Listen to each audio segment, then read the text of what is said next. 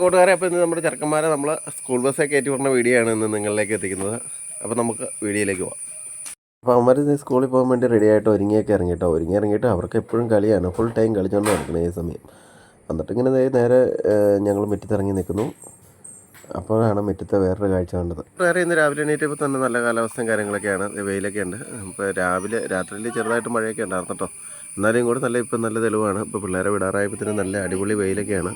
അപ്പം നമുക്ക് ബാക്കി വിശേഷങ്ങളിലേക്ക് കടന്നു പോകാം. പിള്ളേരെ ഇറങ്ങിയില്ല, എല്ലാവരും ഒരുങ്ങിക്കൊണ്ടിരിക്കുകയാണ്.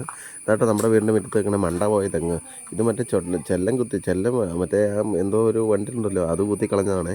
ഇപ്പം ഇതെവിടെ ഒരെണ്ണം നിൽപ്പുണ്ടായിരുന്നു, അത് ആദ്യം കളഞ്ഞു. അത് കഴിഞ്ഞിട്ട് പിന്നെ രണ്ടാമത് ഇതിലേക്ക് മരുന്നൊക്കെ ചെയ്ത് നോക്കി, ഒരു രക്ഷയുണ്ടായില്ല. അവനവൻ്റെ പണി തീർത്തു, തെങ്ങ് പോയി. ഇപ്പം എന്താണെങ്കിലും ഇതാട്ടോ നമ്മുടെ വീടിൻ്റെ മുറ്റത്ത് വെക്കുന്ന പ്ലാവ്. ഇതിപ്പോൾ നാടൻ കാച്ചേക്കണയാണ്. ഇതൊന്ന് 2 ചക്കയിട്ട് ഞങ്ങൾ പുഴുങ്ങി.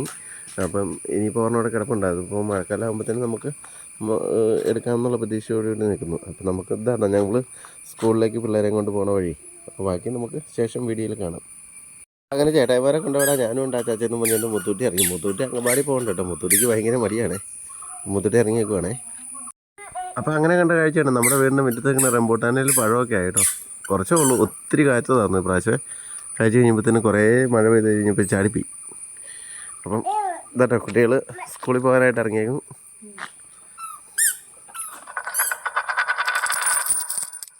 അപ്പം ഞങ്ങൾ നടന്നു പോകുന്ന വഴിയാണ് കൂട്ടുകാരെ വാവക്കട്ടൻ്റെയൊക്കെ കൂട്ടുകാരൻ വന്നു.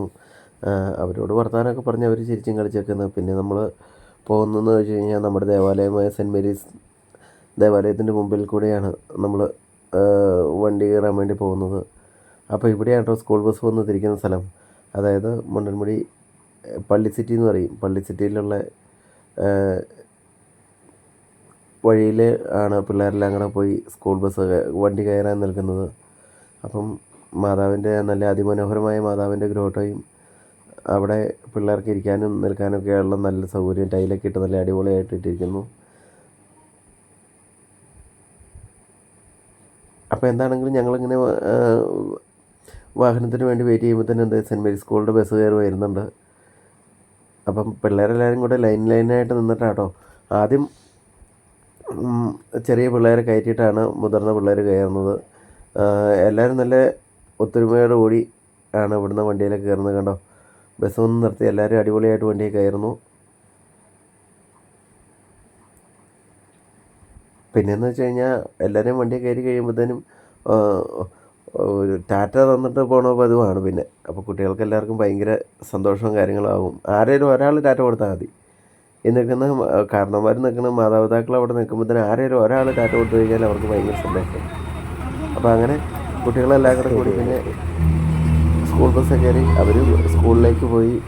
ഞാൻ അവരെയും പറഞ്ഞു വിട്ടിട്ട് ഞാൻ നേരെ ചായക്കട വരെ ഒന്ന് പോകാമെന്ന് ഓർത്തു.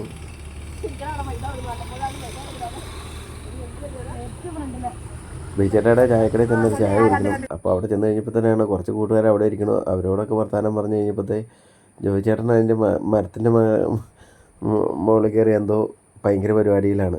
അപ്പോൾ രാവിലെ ബീച്ചേട്ടയുടെ അടുത്ത് നിന്ന് നല്ല ചൂട് ചായയൊക്കെ കുടിച്ചിട്ടാണ് ഇന്ന് നമ്മുടെ രാവിലത്തെ തുടക്കം. അപ്പം ചായ കുടിയൊക്കെ കഴിഞ്ഞു.